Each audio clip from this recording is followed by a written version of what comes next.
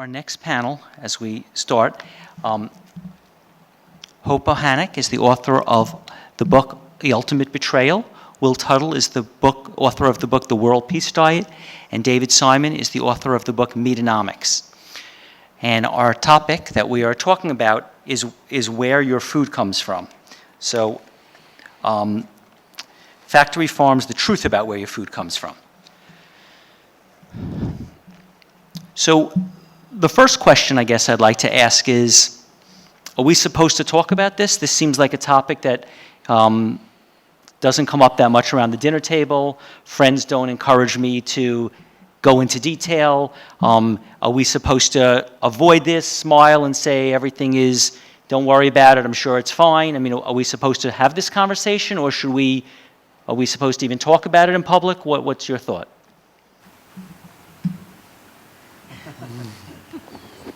Yeah, I think that, the problem, of course, is that we live in a society where people would much rather not think about the violence to animals that is occurring because of their choice to eat animal-sourced foods. And that's why it's very important for us, I think, to talk about it and to bring this message to the world. In some ways, there's this great quote attributed to, something that Ralph Waldo Emerson wrote. He said, "People long to be settled. Only to the degree that they are unsettled is there any hope for them." And I think in some ways, I think, at least from myself anyway, I see my job as upsetting people and making people uncomfortable.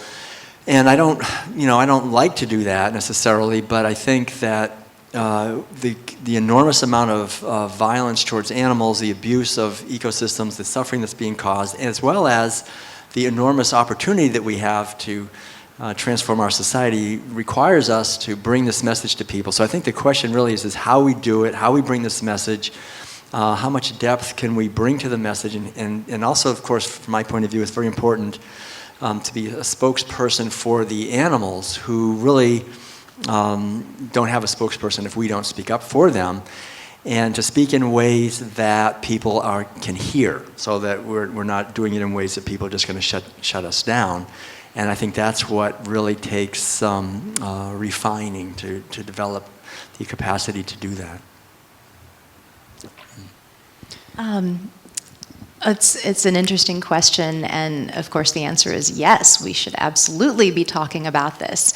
And I think Will touched on that. The question really is kind of how should we be talking about this?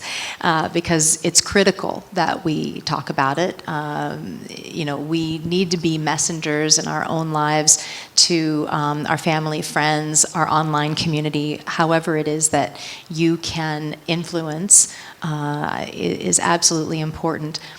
And I think it's, food issues, it's really interesting how this is such a touchy subject. People are so, they're so defensive about this. And I don't know, I often think of a dog that's food possessive, and you try to take their food away, and they're, we kind of have that as a society. We don't want that our 3 meals a day are very sacred to us, and we want our cheeseburgers, and we want our cheese and milkshakes and omelets and all that. We don't want to have to think that that's causing suffering of animals and causing environmental degradation. People just don't want to hear it.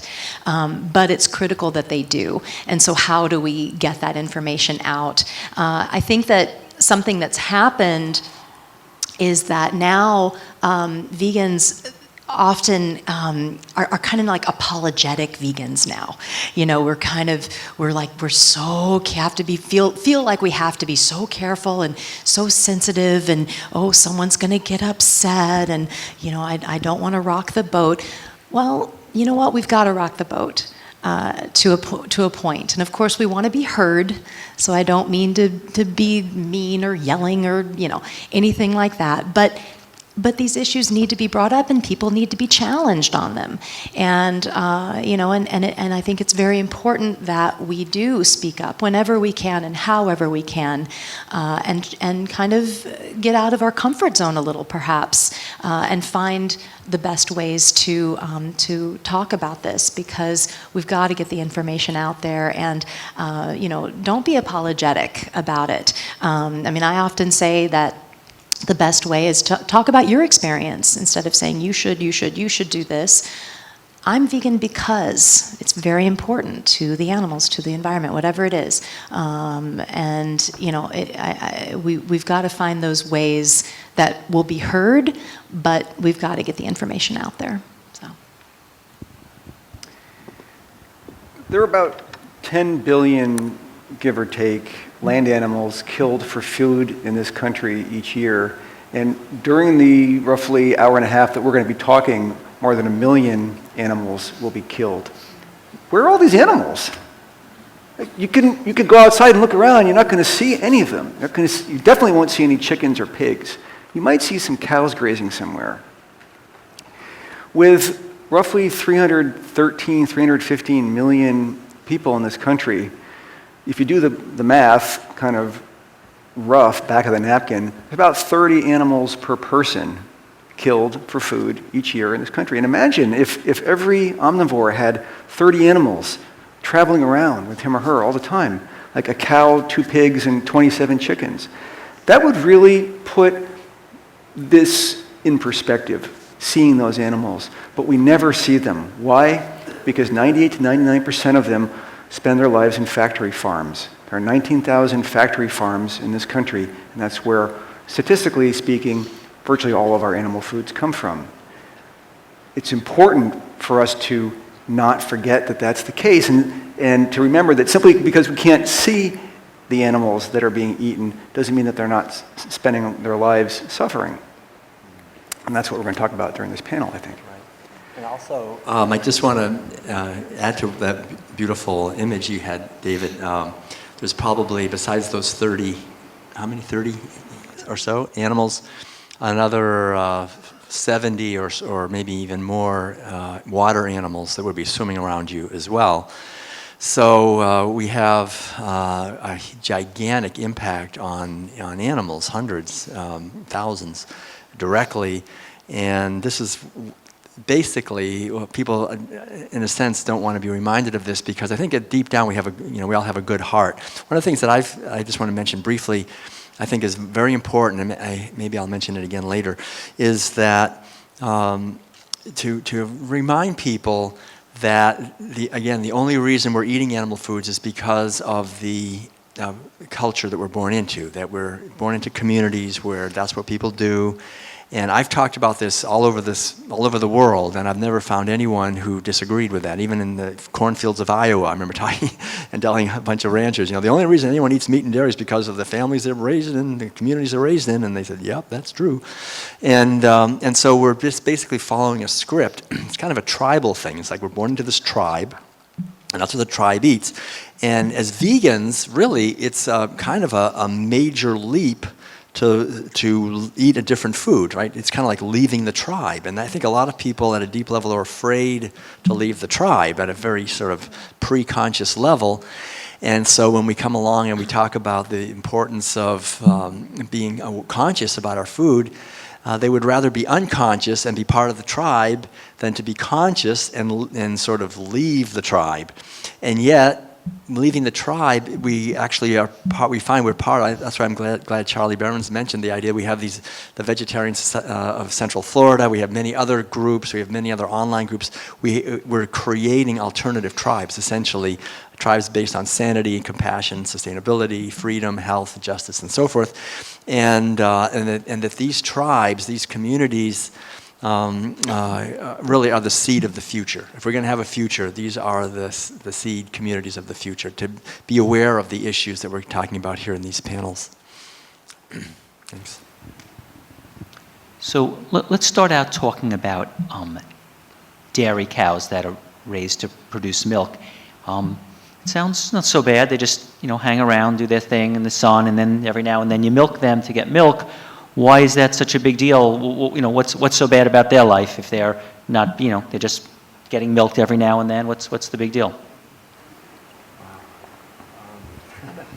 This is a huge one, and one that I think is interesting you started with dairy cows, because most people, when you talk about animal foods, they think, well, I don't eat meat, that's where the cruelty is, but dairy, you're not hurting the animal at all. And in fact, I remember not too long ago, I was in Southern California, I was talking to a woman who was in her 60s, she had a PhD, very well educated, and we were talking a little bit about dairy, and she said, wait a minute, are you telling me that cows don't just give milk?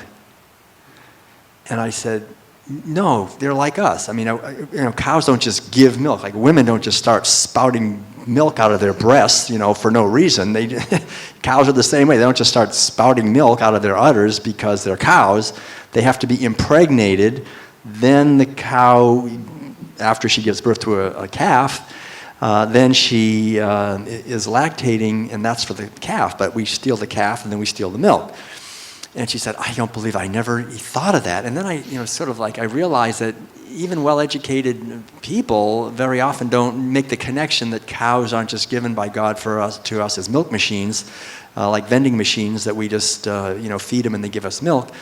That they are sentient beings who, in order to get milk from them, we have to harm them. We have to. We have to confine them. We have to impregnate them against their will.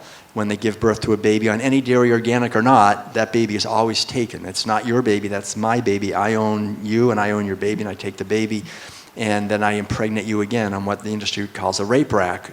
And I want to just kind of disabuse us of the notion that somehow that there's a way to do this in a way that's not violent. I know people who have a few cows, and they say, well, it's fine because we have the veterinarian comes and impregnates the cows, but the truth is, and they told me, I remember that that the cows have learned what the veterinarian's truck sounds like, and as soon as they hear that truck come, they run. They want to get as far away as they possibly can from the sperm gun that's going to be shoved up inside them and fired. And so the actual process of impregnation of cows is violent. Every step of the way, it's violence. And I think we really have to understand that there's probably, and I would say you could make a very good case logically, that there's more suffering, actually, more sheer suffering in a glass of milk or in a piece of cheese than in a piece of flesh. Because in many ways, when we eat the flesh of animals, there's a lot of suffering. I mean, these poor animals are born into misery, they're horribly treated, and then they're killed in terror and pain. So there's enormous suffering, but they're killed, they die very young. They're just, a few weeks or a few months old before they're killed, typically. And even beef cows, they're killed at the age of only about a year and a half. But dairy cows are kept alive longer, and so they're imprisoned. They're driven into extreme mental states of desperation for longer periods of time. They undergo having their babies stolen. Well, you can imagine if you're a woman, you're going through 9 months, like a dairy cow goes through 9 months of lactating and being pregnant, and then she gives birth to a baby. And everything, every cell in her being wants to love that baby, wants to protect the baby, wants to nurse the baby, and that is absolutely not allowed. That baby is stolen, and then she's put on the rape rack again and impregnated. And then while she's lactating, and you can again imagine if you're a woman, while she's lactating from this prior pregnancy, then she's impregnated again, so she's pregnant and lactating simultaneously, which no mammal is ever designed to do. That would never happen in the wild, ever. I mean, it wouldn't happen. So now she's being just sucked all her energy, and then as soon as she gives birth to that baby, she's impregnated again. So these animals go through even though they would live normally 20 to 25 to maybe 30 years, actually, in the wild, after 5 years, maybe 4, maybe 5, maybe 6 at the most, then they're sent to slaughter. And so they're killed, but they endure 5 years of intense suffering, giving birth to usually 4 times. And basically, if they give birth 4 times, 3 out of those 4 babies will be killed, either immediately because there's so many babies born on a dairy, again, organic or not, it doesn't matter, factory farm or not, it doesn't matter. They're killed because if there's not a market for the veal, or if they can't be used to replace their mother as a slave on the dairy, they kill them either immediately or they kill them after a few months for veal, or they're sent off for beef production, but they will all be killed, and either immediately or a little later. And in fact, they build into the system very often that they impregnate the cow so that when she's sent off to slaughter the last time, she's got a baby inside of her that's 9 months, just ready to be born. So that when they kill, they get 2 for 1. So when they kill the mother, then they open her up, and then they have a young calf inside ready to be born, and then they kill that calf too, because that's worth a lot of money, because not only for calf skin, but also for rennet. In order to have cheese, to coagulate the milk to make cheese, you need rennet, which comes from the lining of calves' stomachs. And this is one of the primary sources for rennet is killing calves before they're born, or killing calves right after they're born. And so on any dairy, organic or not, these babies are stolen. They're not given any milk from their mother. They're given a mixture of basically soy milk. It's so funny how the dairy industry slams soy milk, and yet they feed it to their own calves.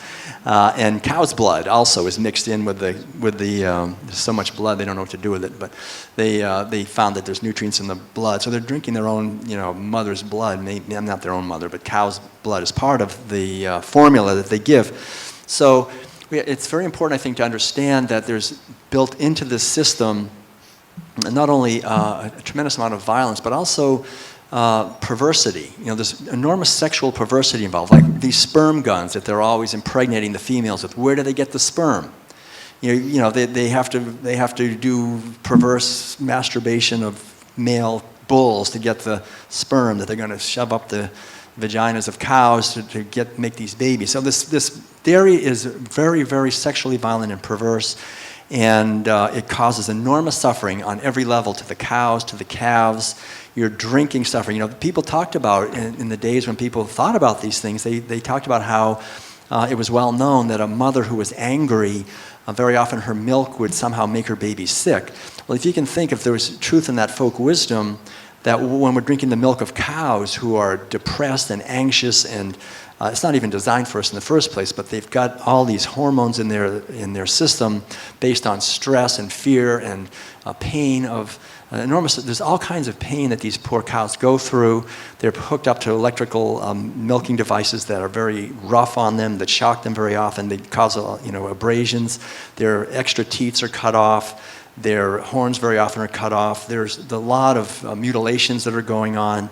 If you want to know what goes on in a dairy, look, for example, there's been quite a few undercover investigations. There's one called, for example, the Conklin, C-O-N-K-L-A-N, the Conklin Dairy. Just Google Conklin Dairy. This is a small dairy in Ohio, outside of Columbus, Ohio. They had a guy go in there, just a small family dairy with a hidden camera, and documented unbelievably, to me, just hideous violence against cows. It just literally punching, stabbing them with pitchforks, beating them, calves also. And the problem is, these situations bring out the worst in people. And anytime we've sent undercover investigators in on any situation, they've never come out and said, well, there wasn't any violence in there. They've always found hideous violence, even on small scale backyard operations, because the cows don't do what you want them to do. So you got to hit them, and then you got to hit them harder, and then pretty soon it just gets. It's not when people are looking, but that's what's going on behind the scenes. And so it's very important, I think, to understand that this is the situation. And then the final thing I'll say is I've spoken a lot to people, say, from India, right? And they say, well, you don't understand, in India, the cow is part of the family, and, we just treat them well, that's just how it is. That's how we did it for thousands of years. And I know people who have gone to India, Jains. I speak a lot for the Jains, and they've talked to people who are in these situations, who have 1 or 2 cows, and they told me, they say, you just ask 2 questions, and this is the same, essentially, understanding. You ask them 2 questions, and they're very uncomfortable. One question you ask is, you say, well, what do you do with the male calves that are born? We send them off to market. That doesn't mean they go shopping. That means they get slaughtered. They send them off to market because you can't use them. You can maybe, a few of them, you can maybe castrate them and use them as oxen in the fields, but you don't need too many of those. So they send them, because they have to keep impregnating them. That's the problem. You have to impregnate them every 9 months. So the milk keeps flowing every year. And then the other question you ask is, well, what do you do with the cows when their production declines? And it's, again, the same thing.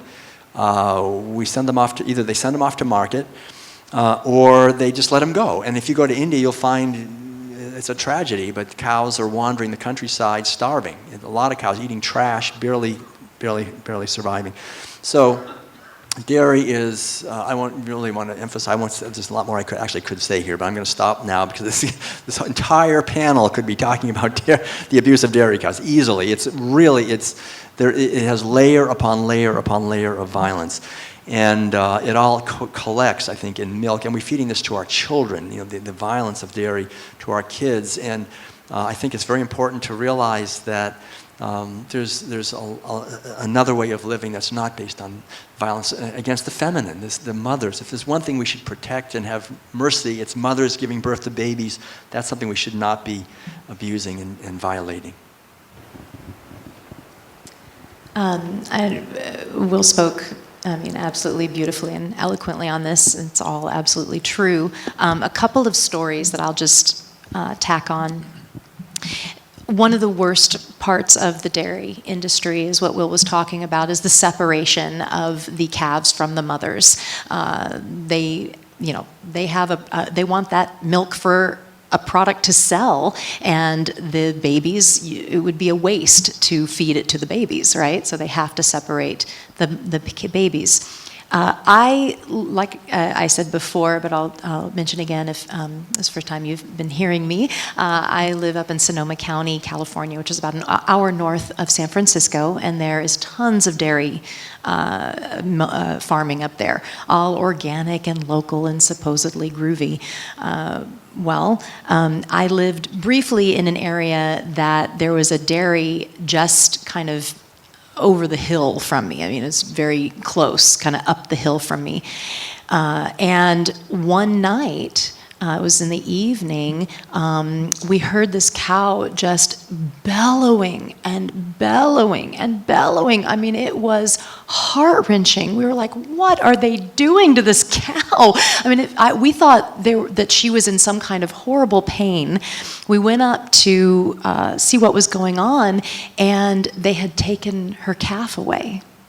And she was bellowing for her calf. It was heartbreaking, and it went on all night. There's a great deal of emotional complexity to these animals. Another really interesting story is that on this one dairy, there was a cow who was put out to pasture, and this is actually kind of rare that a dairy cow actually goes out to pasture and then comes back in. A lot of them are just confined in feedlots and just really muddy, terrible pens. But she was able to go out to pasture, very rare, and would come back in for the milking, and she was dry. She had just given birth and should have had a full udder, but she kept coming back in dry, and the farmer couldn't figure it out. So he called a veterinarian to come and check her out and see if there was something medically wrong with her. She had given birth 2 or 3 times before and with no problems. The veterinarian checked her over, couldn't find anything physically wrong or the reason why her udder would be empty. So the farmer decided the next morning to follow her out to the field. And he followed her out, and on the edge of the field where there was brush and forest, she had a calf hidden. She had given birth to twins. And she knew that if she brought them both back to the farmer, that they would be taken from her. So she made a Sophie's choice and decided to bring one of them. I'm sorry, it kind of makes me a little choked up. It's really so sad. She brought one of the calves back to the farmer, knowing that that would satisfy him and he would think she just gave birth to one, and she hid the other one in the forest so that she could come back to her calf daily and feed her and care for her. It's an incredible story of, it took courage, it took foresight. I mean, this is amazing emotional complexity. So, you know, there's a lot going on there. And just on that note, I want to mention that, you know, we've moved well beyond knowing on a scientific level that animals feel pain. I mean, we know that. We know they have a central nervous system, that they have the capacity to feel pain the same as we do. This has been, you know, absolutely scientifically proven. So what's happening now in science is that we're shifting to looking at sentience and consciousness and emotional complexity. You know, what's going on in these animals' brains?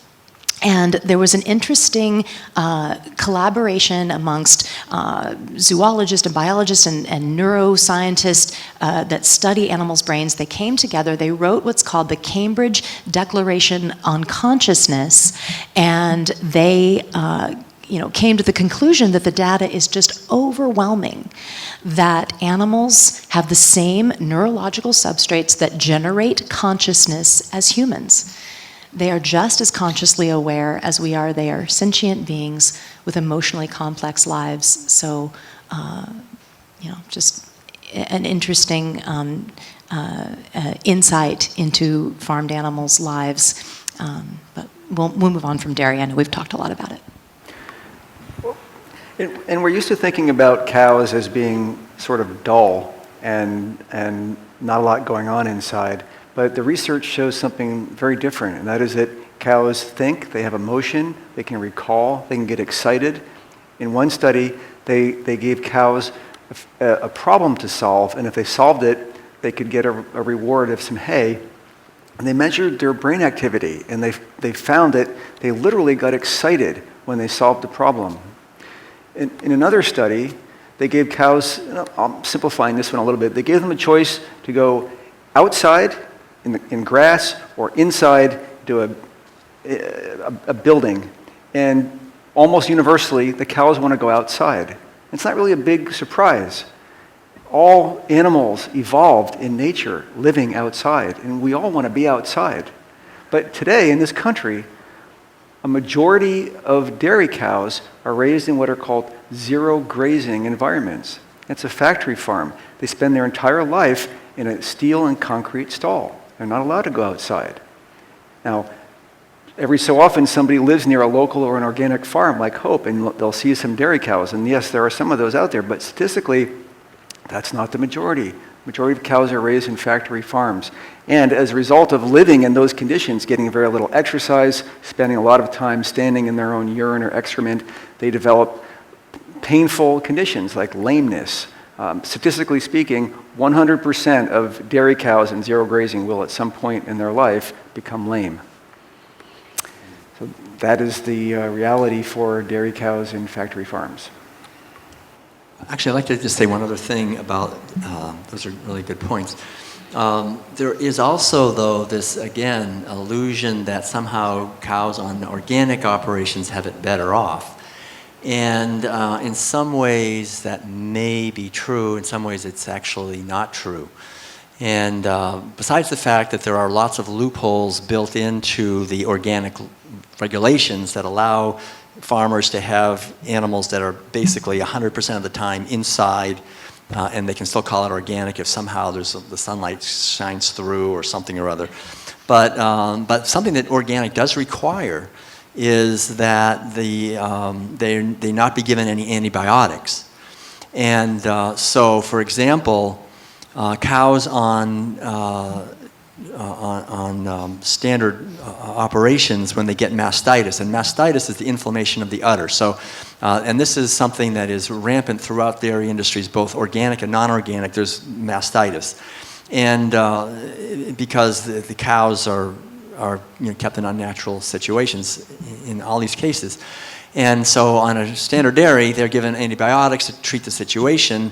Mastitis is a painful condition for cows because when they get this infection in their udders, the teats clog up and they can't get, the milk doesn't come out. So it's bad for the dairy farmer and it's bad for the cow. And so they give them antibiotics to kill off the infection. But on organic dairies, they're not allowed to give them any antibiotics. So what do they do to get around that? They have, they've developed instruments, tools, which like one of them is like this, it's like a corkscrew, but it's thinner and longer, and they just twist it up her teats, and then they rip it down. And so this is an extremely painful procedure, obviously, for the cow.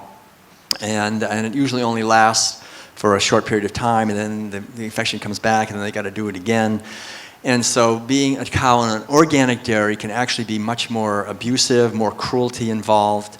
They're not able to give some other drugs that help relieve some of the other sufferings they get with skin diseases and other things too. So I think it's very important to realize that there's no way to have dairy products or any animal food for that matter that does not cause suffering to these animals. They're kept, they have to be used, and they're pushed to give, to give more than they normally would. Yeah, I'd like to just tack on to that because, again, and I said this before about my book, when I was researching for my book, I thought that I was going to have to, again and again, say, well, of course it's a little better, it's better, but going plant-based is best. Again and again, I found that both environmentally and ethically, these labels can be worse. Just like Will was saying with organic dairy, it's a great example. I interviewed large animal veterinarians that work on farms in my area, and I had a veterinarian confide in me that some of the cows that were in the worst pain, that had the most severe cases of mastitis, were on organic dairies, and that they didn't do anything about it because, of course, if they took them out of production and gave them medications, they couldn't sell the milk. So they wanted to continue selling that milk, so the cows they went untreated, they stayed sick, they stayed in pain. He said that some of the cows he saw in the worst conditions were on organic dairy farms. So, like Will said, in these instances, these labels can actually be even worse.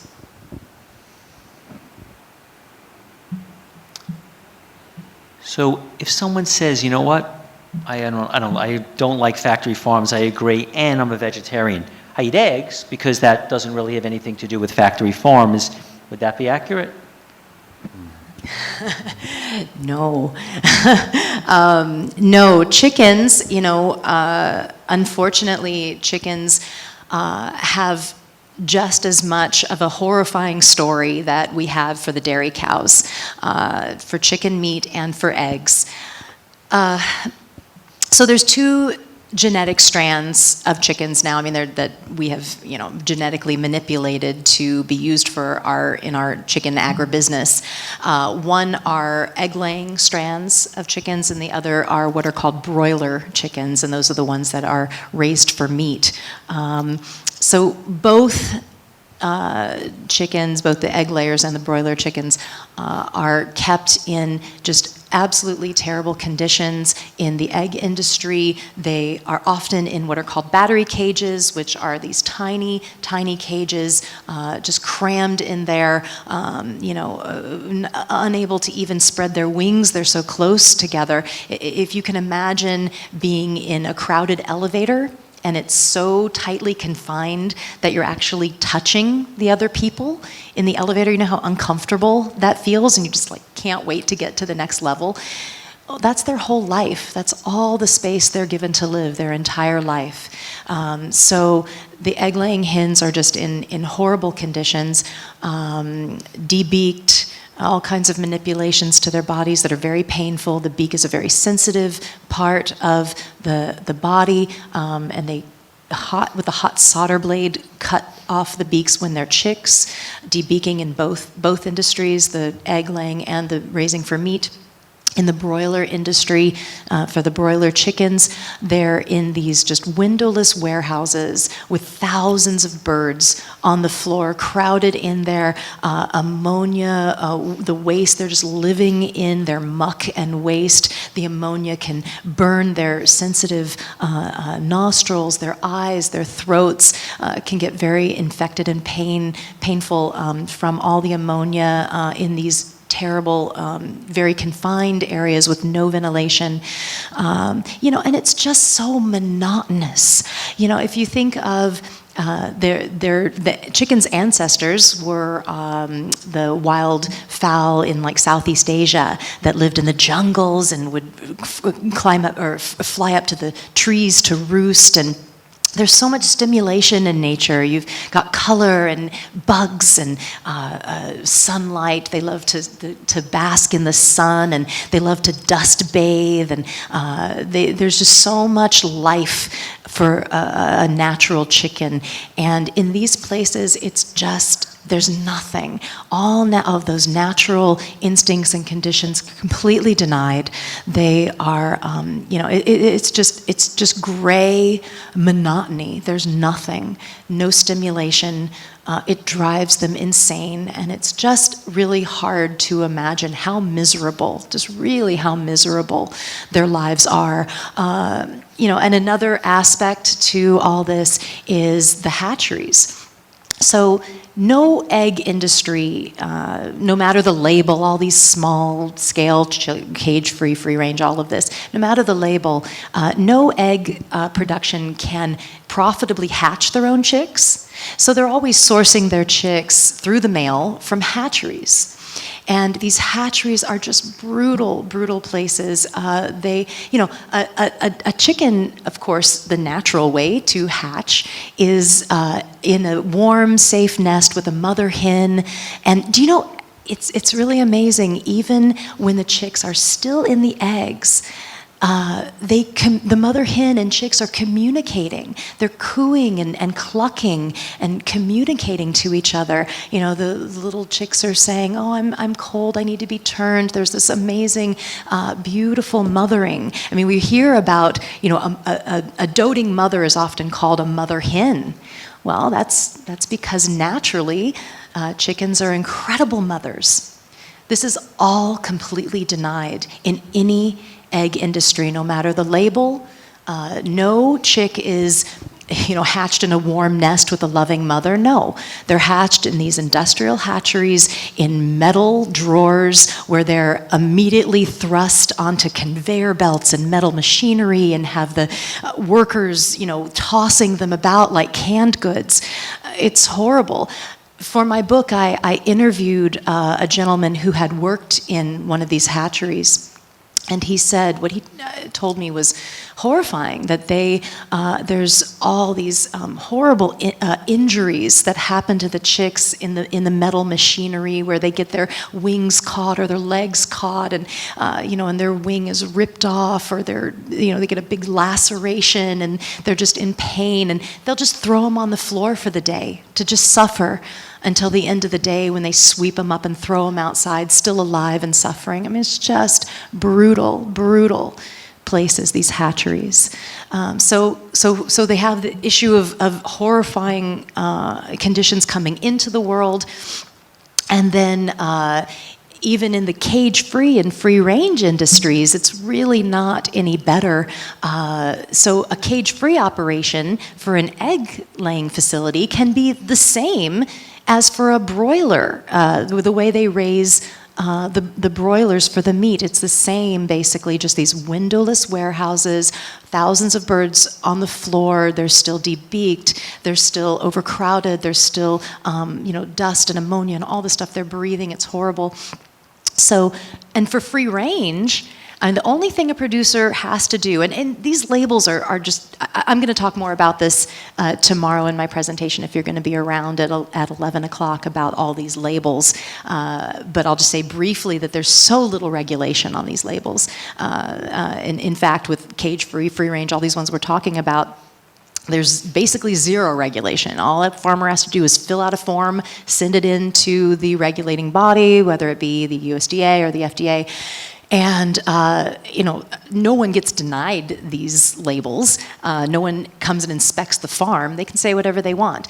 For free range, the only regulation is that they have to have access to the outside, which could be in one of these big windowless warehouses. They just open the doors to a little maybe, 5 foot by 5 foot concrete patio that's so unappealing no bird would even want to go out there, and they can call that free range. So again, there's very little regulation, and I'll just wrap it up with the end of their life, which is always cut very short. A chicken can live up to 15 years, but the broiler chickens that are raised for their meat, they actually have them so genetically manipulated that they are pumped up and fully grown at about 5 weeks. They're slaughtered in a fraction of their lifespan. They live 5 weeks, that's it. It's all the life they get. An egg-laying hen, maybe a year or two, her egg production will start to decline because of the intensive conditions, and they have so many other little chicks coming in that it's just more profitable to bring in more hens. They'll clear out a whole egg-laying barn in a couple of years, so they get maybe 2 or 3 years of life, that's it, and they all go to slaughter. Egg-laying hens go to slaughter for low-quality chicken products like chicken pot pie or ground chicken, things like that. So egg-laying hens are absolutely eaten and are going to into the meat production. And the slaughtering process is brutal. Chickens actually are exempt from the Humane Methods of Slaughter Act. This is one of the very few regulations that we have for animals in the food industry. We have very few regulations, but this is one of them, in that it states that an animal must be rendered unconscious before it is slaughtered, he or she is slaughtered, excuse me. But this applies to very few animals that are actually slaughtered. Poultry is exempt, as well as fish and rabbits are exempt from this law, so it only really applies to cows, pigs, and sheep. Chickens are 97% of the animals that are land animals that are slaughtered. 97%. So 97% of the animals that we're slaughtering are exempt from this Humane Methods of Slaughter Act, and it's so brutal. There's, of course, the transportation too. There's so many aspects to it that are horrible. I know I've been talking for a while, so I'll try to wrap it up. But with the slaughter, the workers take them roughly by the legs, hang them upside down in shackles. They go through this conveyor that's attached to a conveyor belt. They go through the process, and there is an electrified stunning that happens, but this isn't rendering them, from feeling the pain.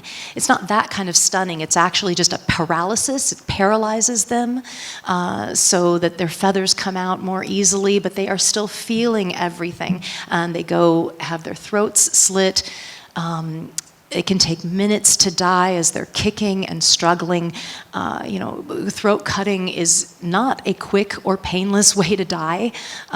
There's many veterinarian organizations that have stated that throat cutting is very painful, that it is not the way we should be killing animals. But there's no humane way to kill these animals. We can't kid ourselves that, and try and hide from the violence that is killing these animals. So chickens have it just as bad as the dairy cows, as you can kind of gather.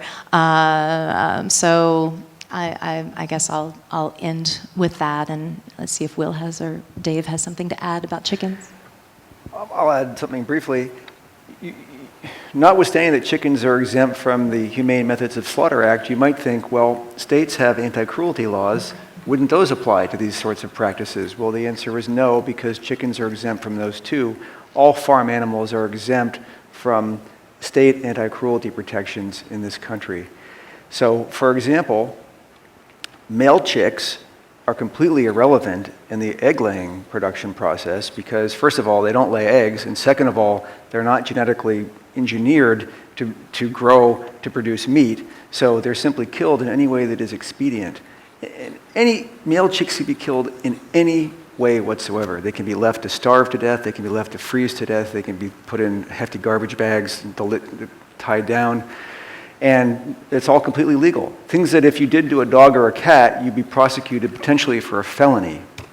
In fact, in one case in San Diego a few years ago, live chickens were thrown into a wood chipper because they had finished their laying years, they were no longer productive, and there wasn't really any expedient way to get rid of them, so they just threw them into the wood chipper.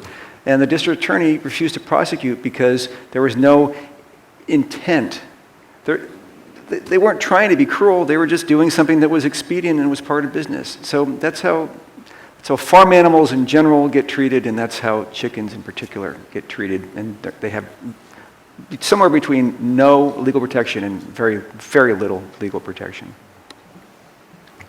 Yeah, just briefly, I'll just add, I think it's really a wonderful thing if you ever have a chance to go to a sanctuary where you can actually meet chickens and turkeys and pigs and cows and other animals and see them as intelligent individuals, sentient beings with personalities, and get to see how inquisitive they are, how affectionate they are, and that they are not just objects that just objects, just things, but they're actually beings. There's someone in there. And for me, it's been great. I've been able to go to probably 30 or 40 sanctuaries over the years. I've been traveling all over North America and internationally.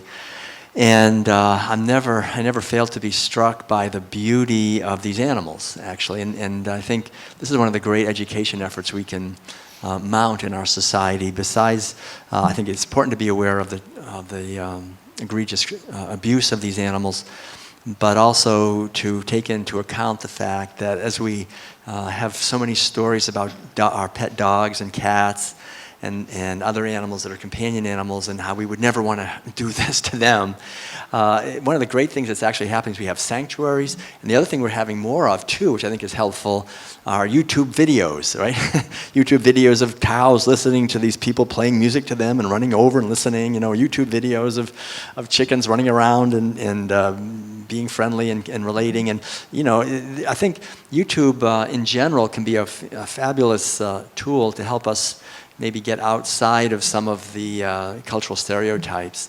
And then the final thing I'll just say on this too, I think these are all very important, but again, to come back to this idea that local small-scale agriculture is not necessarily cruelty-free. I remember, for example, reading about an undercover study, investigation that was done in England, outside of Devon, which is kind of a new age or kind of very progressive area in England, where most people don't want to buy factory farm meat. They want to buy local, organic, free range, and that kind of thing. And somebody went into the local slaughterhouse, because we know these big slaughterhouses are hideous, terrible. The line speeds are so fast. The poor animals, sometimes they get, they end up boiling alive and all these other things. But they discovered in this investigation that the small-scale local slaughterhouse that was being used for these animals, chickens and cows and pigs, was the abuse, actually the deliberate cruelty to the animals was much higher. That this kind of situation tended to attract sadistic people, or people would make people that way, and they would begin to really not just kill the animals, but really make them suffer before they killed them. And so again, when we go to Whole Foods, or I don't want to pick on Whole Foods, but anytime we think we're getting something that's organic or something that's better that way, to realize that this system brings out the worst in people. And there's been studies done, for example, people think the Amish must be so great. And I mean, studies of the Amish treatment of animals are, they're very, very violent and brutal to their animals. And so, we have to realize that this is a system that thrives it's based on violence, and these animals are seen as things. They're not considered legal persons, right? They have no rights at all. They're just an object. It's like, this cup. I can crush this cup and no one's going to take me to court about it, right? I can do the same thing to a chicken. I can crush a chicken just like that, and it's a thing. it is a thing. It is seen as a thing. It's a property. I can own it as property. So we realize this is what animal agriculture societies do. And so we have to, again, awaken out of this trance that brings out the worst in us. So is the solution, if you don't want to mistreat animals, based on what you're saying, is the solution then to eat fish? Is the solution, if you don't want to mistreat animals, is the solution to eat fish? Well, I'd say no. It's really interesting. There has been an incredible amount of science done in the last, 10, 20 years on fish. And whether they feel pain, whether they're conscious, all of these kinds of things. And what we're learning is it's really amazing. We have absolutely scientifically proven, just like land animals, fish do suffer. They do feel pain when they are exposed to something painful. They will rub the area. They will avoid painful stimuli. So their behavior suggests that they absolutely do feel pain. And the way we kill these billions of fish is really brutal. Taking them out of the water, the suffocation it's just like us drowning. It's a very violent, frightening, awful death, and sometimes they are just cut up alive and conscious. There was an undercover investigation that Mercy for Animals did on a catfish production. And these catfish were, just on the ice, and they were still conscious, and they were being cut up alive, and you could see the fish writhing. They're feeling that. It's brutal the way we kill fish, absolutely. And another aspect that we're learning through science is that fish are actually much more intelligent than we give them credit for. Much more going on there than we previously thought. They have absolutely emotional capacity. They have long-term memory. There's kind of this myth like that goldfish they can only remember 3 minutes or whatever. Absolutely untrue. They've done studies where there were fish that were, when they flipped a switch or pushed a lever or something like that, only a certain time of day they got the food. And so they wouldn't hit the lever until it was that time of day. Like they learned that it was that, a certain time of day that they hit the lever and they get the food. So then they'd stop hitting the lever until it was that time of day. Then they'd take the fish out of that situation for up to a year, put them back, and they remembered. So, they have a lot more intelligence than we give them credit for, and we are just brutally slaughtering them by the millions and causing an ecological crisis in our oceans with overfishing.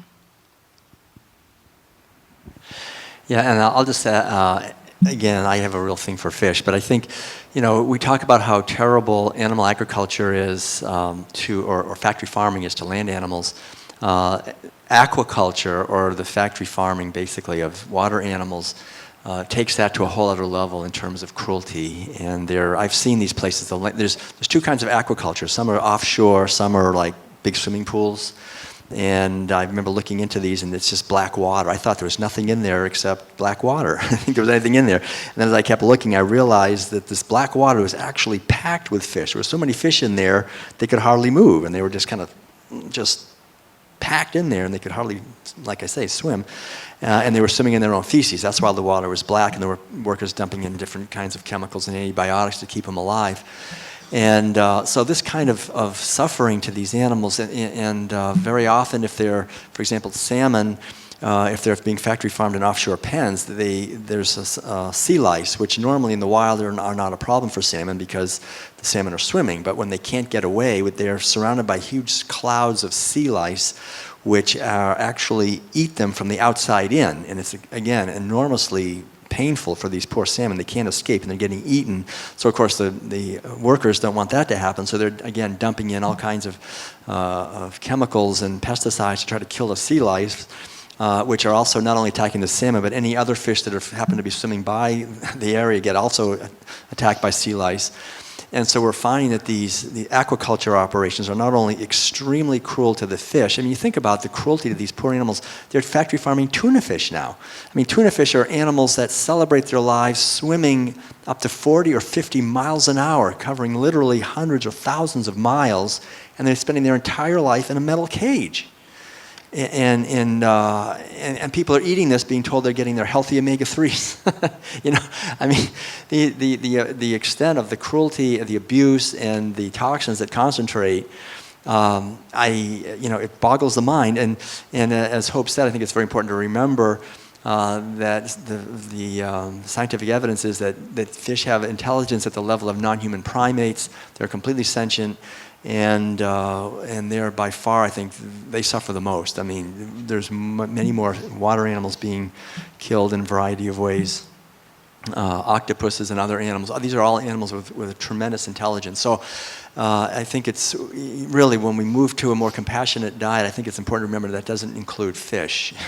People have this idea that they're cold-blooded or something, so they don't feel. And I think that's a huge mistake to make. And it's kind of too bad also to see so many communities having fishing derbies and teaching kids how to fish and having the grandparents come down and show them the joys of fishing. And, I see this happens in communities everywhere. And there's this complete disconnection that what I'm actually teaching my grandson or granddaughter, a lot of times little girls too, when they're in there fishing, to completely disconnect from any natural sense of caring or kindness for another living being and just play the animal on the line. And the other thing they've discovered too, which I think is important to remember, that when we're doing just fishing where we throw the fish back, very often they die. I mean, it depends on the species and a lot of other statistics. I talk about it in the World Peace Diet, but essentially this playing of animals, fishing without eating them, obviously is extremely traumatic to these animals and very often kills them. So we obviously have a long way to go in our treatment of animals on this planet, of fish. And I'll just expand a little bit on what Will said, which is that fish feel. Historically, there's this conventional wisdom that fish and crustaceans don't feel pain, perhaps because they don't vocalize. You never hear a fish screaming. You never hear a crab or a shrimp or a lobster screaming, but they just lack vocal cords. But plenty of research has been done that show that fish and crustaceans do, in fact, feel pain. And while I'm not a fan of intentionally torturing animals to see if they feel pain, I think the research is interesting, and I just want to tell you about it for a second. Trout had bee venom injected in their face, and as a result, they engaged in aversive behavior, and they engaged in behavior that indicated they were in pain. They rocked back and forth. They tried to rub their face against the side of their enclosure. And later, when they were injected with morphine, which reversed or temporarily eliminated the pain effects, they stopped those behaviors. So the trout feel pain. Prawns, in one study, had stinging chemicals applied to their antennae, and they exhibited similar aversive behavior to get away from those chemicals. In another study, crabs were subjected to electric shocks, and they also showed aversive behavior. So to the extent that there ever was an idea that fish, crustaceans, or other animals don't feel pain, we now know that that's simply nonsense and that they do suffer. And that, for example, when fish are eviscerated and left to die, they can suffer for 20 or 30 minutes as they die slowly. Another animal, pigs seem very happy. They roll in the mud, they eat a lot of food. Are pigs treated okay?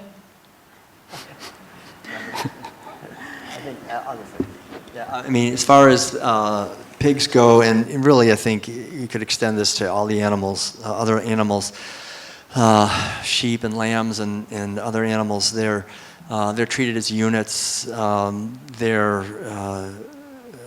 You can just watch undercover videos of the shameful, I think to our society, the abuse of these animals.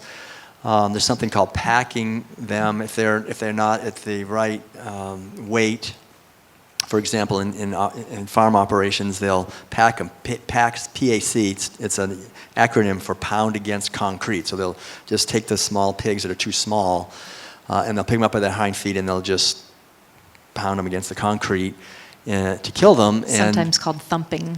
It's an industry term. And the interesting thing, people really complained about that and made kind of a big stink about it. And so in order to try to save face, the pig industry decided they wouldn't do that anymore.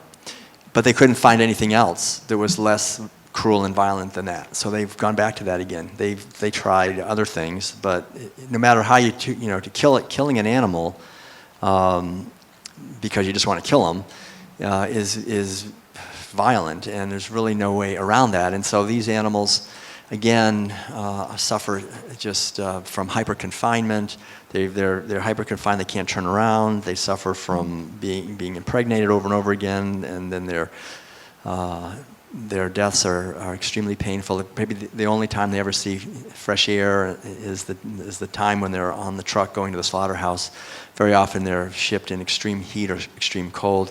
I kind of hate to say all this stuff. It's like such a bummer to hear all this, It's like, who wants to hear all this? But it's true. I mean, the fact is that, like in freezing weather, these animals will literally stick to the sides of the trucks, and the workers will just pull them off, and sometimes they'll leave a leg, attached to the truck or whatever. It's just they're not seen as beings; they're seen as meat already before they're even killed. So when you have a situation in a modern industrial operation that's based on minimizing costs, the animals really suffer in ways we can't even imagine.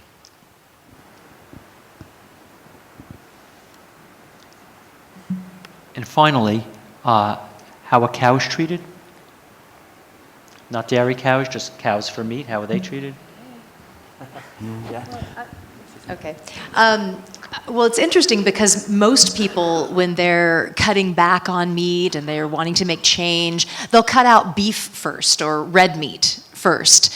Well, cows kind of arguably have it the best, really. I mean, it's still horrible. All these things that we're talking about, can occur to cows. But cows that are raised for beef, I mean, they still are dehorned, castrated without anesthesia. There's still horrible manipulations that happen to them as well.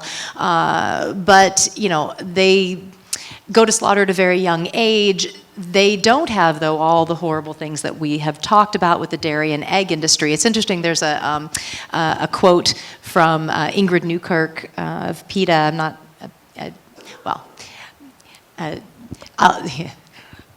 I don't love PETA, I don't hate PETA, I'll just say that. But anyway, I love Ingrid Newkirk's quote, and that is that if you want to cut out animal products in the order that the animals suffer most, you should cut out dairy and eggs first. And that's very rarely how people do it. They'll go from red meat to chicken to dairy and So, I mean, it's arguably, of course, these cows are still treated horribly, brutally slaughtered. A lot of the things we were talking about still occur with cows. But, yeah.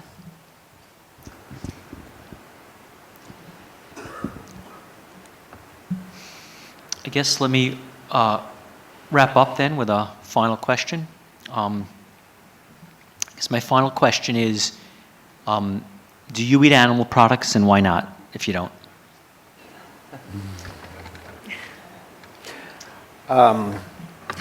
I don't eat animal products, and the way that I like to think about it is that because we know that virtually all the animals raised for food in this country, 98 to 99% of them come from factory farms, and because we know that those conditions in factory farms are miserable for those animals, we know that the animals spend their entire lives in conditions of suffering and misery, and then they die a violent death.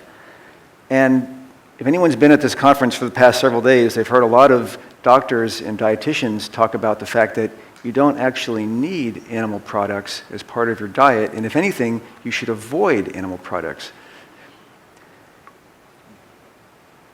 I don't need to eat animals, and in fact, when I engage in discussions with people like my brother, for example, who likes to eat animal products, if I offer him some vegan lasagna, he'll say, that's really good. You know, it's got like vegan sausage, vegan cheese, it's all organic. He'll say, that's really good. That's like a 9 out of 10. And the only thing that would make that a 10 out of 10 is if it had real cheese and real sausage in it. Now, when I hear that, what I'm hearing is somebody saying, in order for me to be really amused for the 3 or 4 minutes that it takes me to eat my meal, an animal has to spend his or her life suffering in misery and then die a violent death. Otherwise, I'm not adequately amused. And so that's why I don't eat animal products.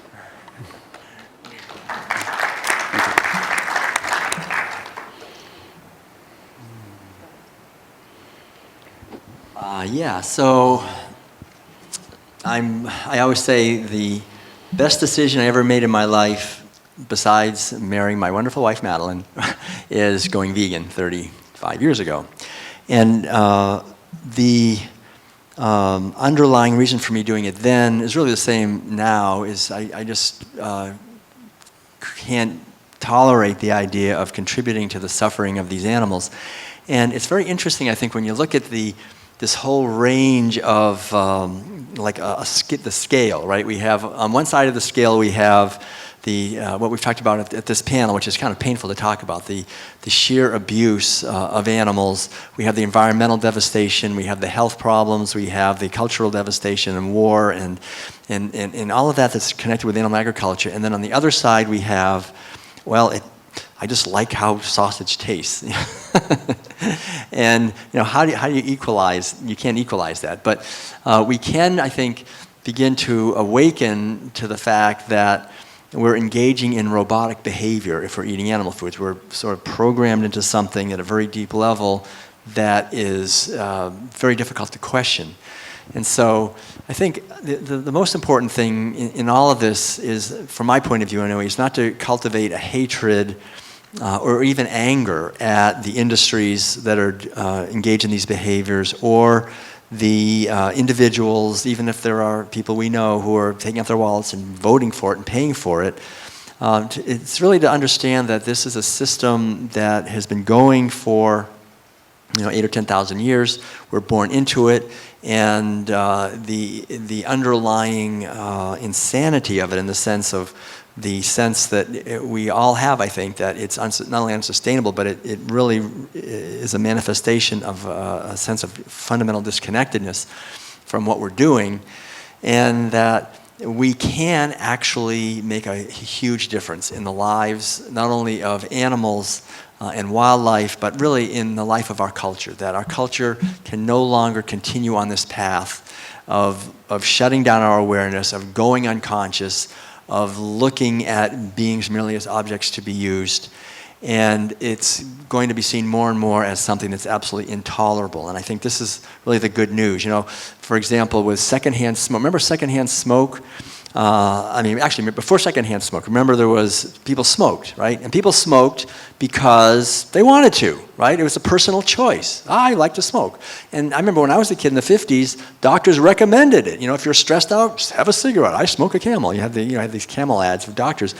And then secondhand smoke was discovered, and now it's a whole different thing, because if you're smoking, it's a choice for yourself, but you're harming others. You're harming kids or other people who are in the same space. And then they discovered third-hand smoke, which is, even if you go into a room where someone smoked, it's the drapes are exuding this toxic chemicals from this person who was in there smoking. So it's been banned. And the amount of smoking has really decreased, especially in the United States, because of this. And so the corporations are going to other countries. They're going to Africa and Asia and other ways to try to sell their wares. But this really has become much more conscious. We've been much more consciously aware of it. And so I think what we're seeing in our society is a similar movement with meat and dairy and eggs, that it's not a personal choice. People have wanted to say it's a personal choice. I just want to do it. But it's not, you're harming, I mean, like I said, you're harming, ecosystems, water supplies, global warming, the insurance rates of everybody go higher because you want to eat meat. I have to pay for that. I have to pay for your heart disease and your obesity and your diabetes. We have to pay for that in loss production. And the poor animals pay the ultimate price. And, you would never find someone raping someone and saying, well, man, that felt good. That gives me reason. I really enjoyed it. It was good. It's like, no, you go to jail. So we're getting to the point now where we're, I think, getting to the realization that these beings' interests are as important to them as our interests are to us, and we have absolutely no ethical or any other level where we can justify cruelly abusing them merely for tradition or for taste or for any other reason, that they have the right to live their lives. And this is the great liberation that is coming for us, I think, as human beings. Good, thank you. So I've been vegan for 25 years, and my reasons, it's what we've been talking about for the last 3 hours. For the animals, I actually went vegan initially for the environmental reasons. I was an environmental activist, and then slowly I shifted.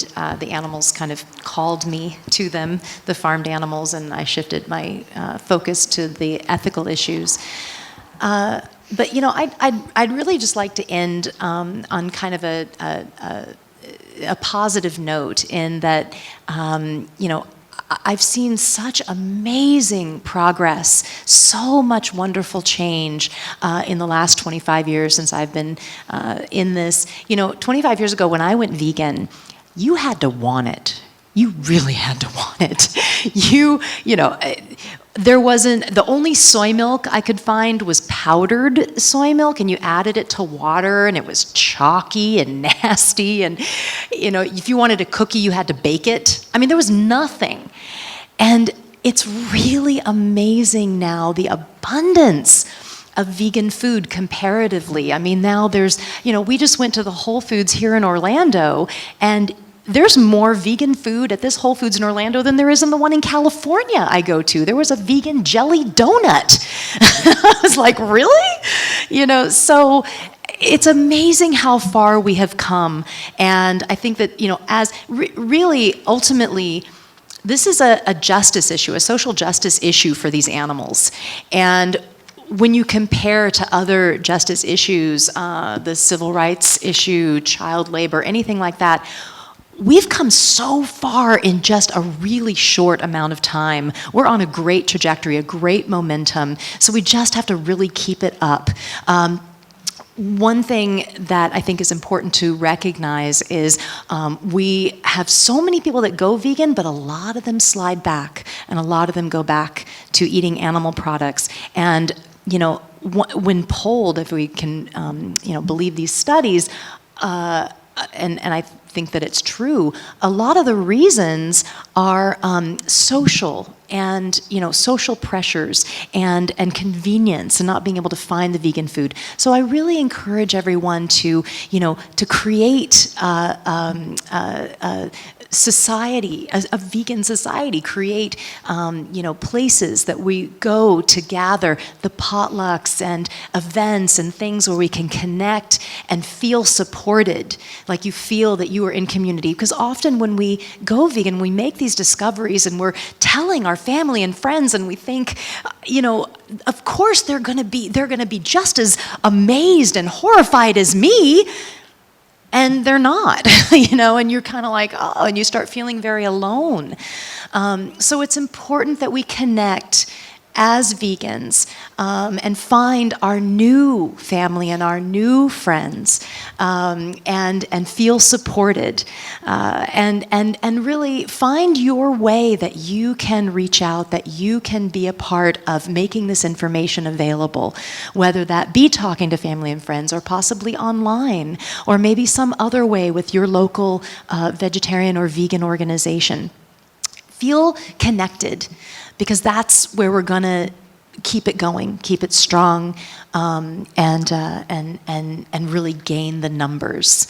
But we are, I know it's a lot. We just heard so much intense information, and it is heart-wrenching, and it is angering and frustrating and all of that. But try to have that, go through those stages, but transform it into empowerment, transform it into action, and really help and go forth and find your niche where you can make a difference for these animals. You're now their voice. And we can do this. We really can. I believe very strongly that in just a few generations, it is absolutely possible that we could have a vegan world, a vegan society. If you go back 200 years, I'm actually not good with hundreds of years, but a few hundred years, and asked people, do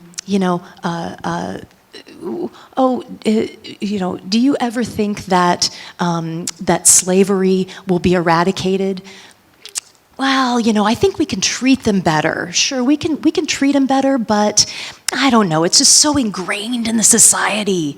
It's so part of our economics. I don't think it'll ever really, be eradicated. Maybe we can change it. Maybe we can make it better, but I don't think we could ever really, eradicate society. And of course, I'm saying you would ask white people at that time.